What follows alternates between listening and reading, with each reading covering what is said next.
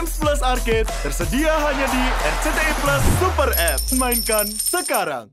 Ketika daftar kan sudah langsung kuasa hukum. Nah, ketika tergugat itu daftar, kemudian tidak pernah ada kuasa hukum. Kalau ada kuasa hukum ya hadir. Ini kan tidak ada. Dia tidak hadir, dia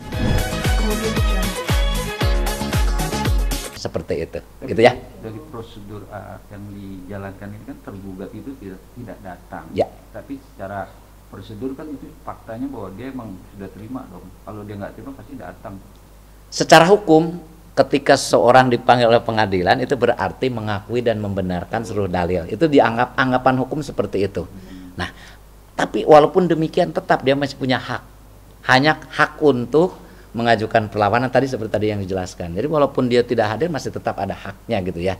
Sesuai dengan aturan perundang-undangan yang berlaku seperti itu. Dan ketika putusan ini dijatuhkan oleh pengadilan hari ini, itu juga sudah prosedural. Karena apa? Tadi sudah dipanggil 2 kali berturut-turut, panggilannya sah dan patut gitu kan. Artinya anggapan secara hukum dia tidak akan membela haknya. Sementara gitu ya.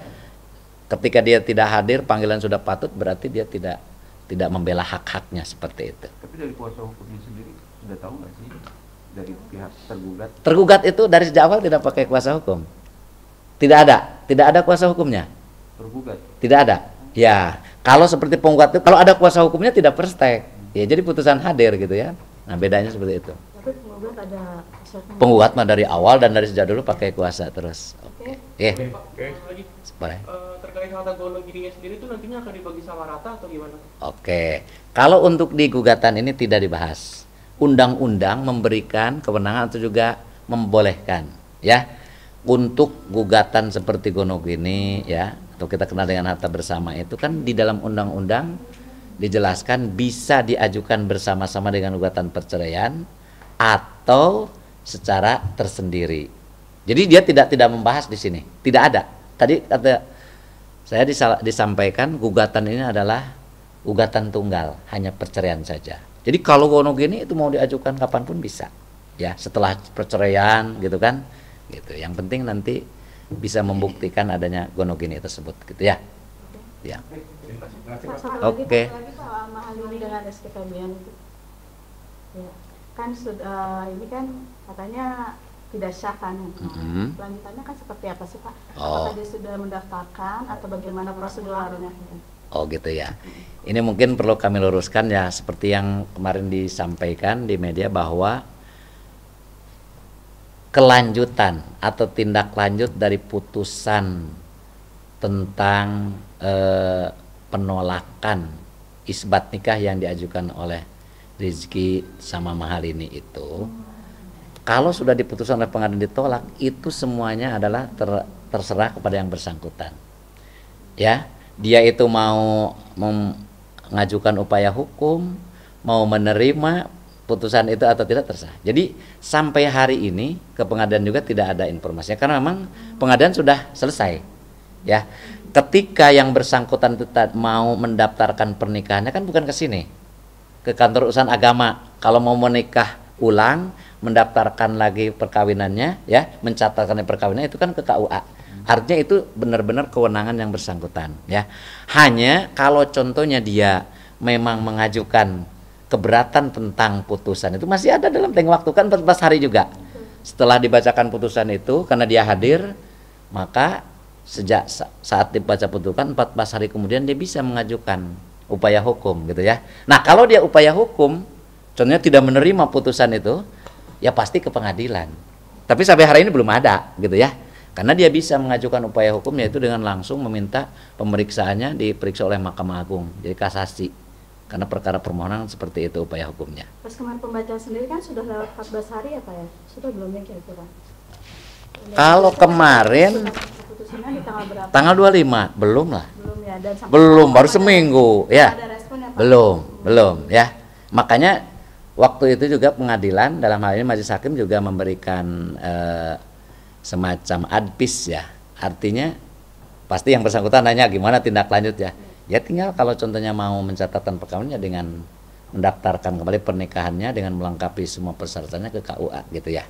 Belum ada informasi sampai hari ini belum Bapak terima tentang apakah dia itu menerima putusan pengadilan atau juga dia tidak menerima, kemudian dia mengajukan upaya hukum, atau bahkan mungkin kalau contohnya dia mengajukan permohonan pencatatan nikah ke KUA, itu apalagi itu pasti tidak tahu kami ya, pasti tidak tahu, tapi yang jelas hari ini belum ada informasi. Jadi pengadilan sendiri akan mengusut tuntas yang masalah kayak buku nikah dan segala macamnya? Enggak.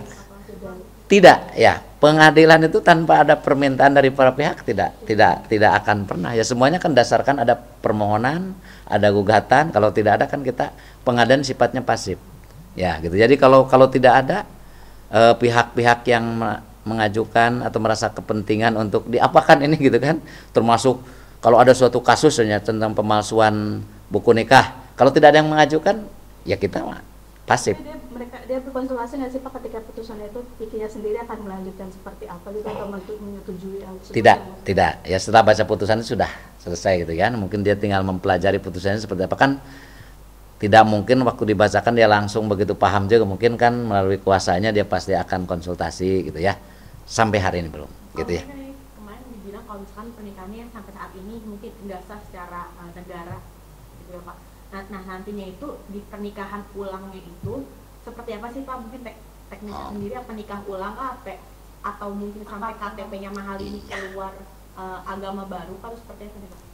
Jadi begini, putusan pengadilan itu kenapa menolak? Karena ya garis bawah ini, karena walinya bukan wali yang berhak. Kalau walinya bukan wali yang berhak, ketika dia daftar ya tinggal bagaimana dia memilih wali yang benar. Ya seperti kita ketahui kan sudah dijelaskan kemarin.